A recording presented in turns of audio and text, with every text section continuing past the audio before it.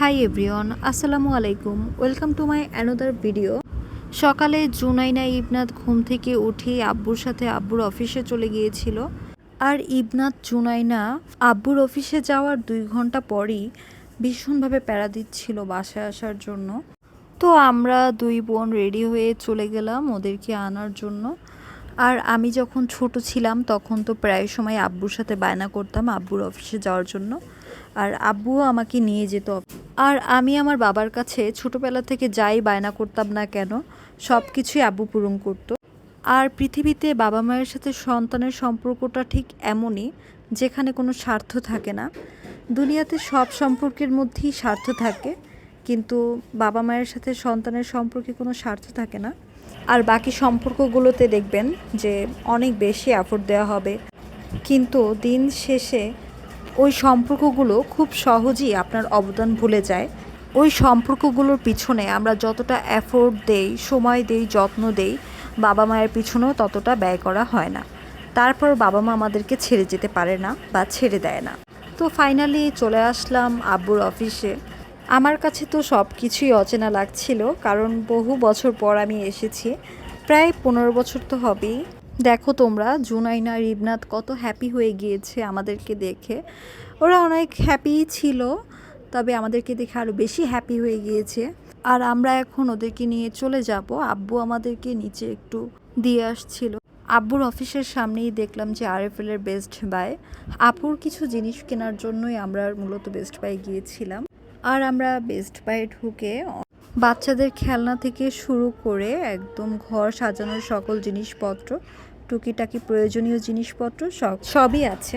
আর আমি তো ঘুরে ঘুরে দেখছিলাম, শুধু আমি না, জুনাইনা, ইবনাত, সাউফা, নিসা, ওরা সবাই ঘুরে ঘুরে দেখছিল।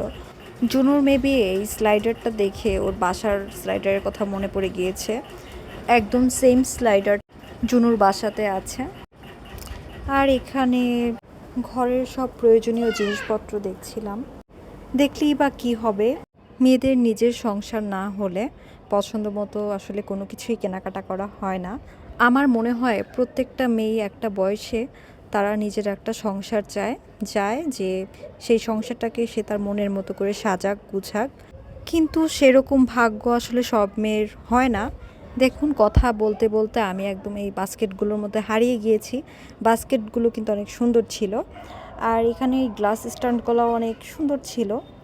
আর এখানে সব কিছুই আমার কাছে সুন্দর লেগেছে, ভালো লেগেছে।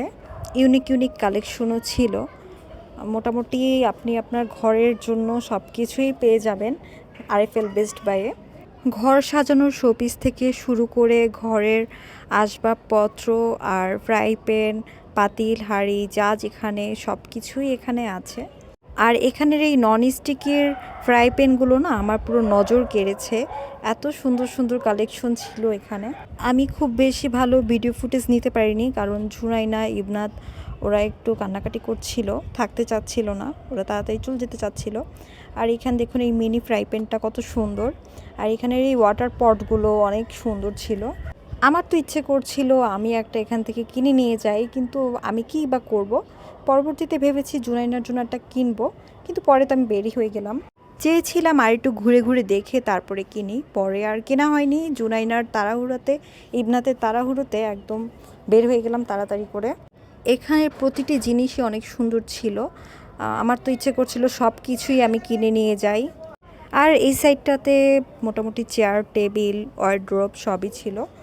আর ফুড গ্রেড কন্টেনারগুলোও খুব মজবুত ছিল, তার মধ্যে বক্সগুলোও মজবুত ছিল। আর যেই মশলার জারগুলো দেখলাম, মশলার জারগুলো অনেক সুন্দর ছিল, কিউট ছিল।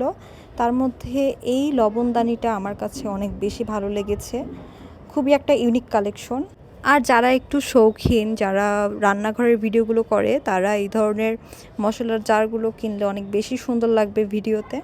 কোনটা রেখে কোনটা দেখব, সবগুলোই এত সুন্দর সুন্দর কালেকশন ছিল। আর এখানে অনেক কিউট মগ, সিরামিকের মগ ছিল। তার মধ্যে এই পিঙ্ক কালারের সিরামিকের মগটা আমার খুব নজর কেড়েছে, মগটা অনেক কিউট ছিল। আর এখানের এই হাঁড়ি পাতিলগুলো আমার মোট কথায় বাসায় নিয়ে আসতে মন চাইছিল। সব মেয়ে মানুষই মনে হয় এরকম আমার মতো, যা দেখে তাই তার বাসায় কিনে নিয়ে যেতে মন চায়। আর আজকে আমাদের এই পর্যন্তই ব্লগটি ছিল। আমরা এখন বাসায় চলে যাব, গরমে জুনাইনা অনেক টায়ার্ড। সবাই ভালো থাকবেন, আল্লাহ হাফেজ।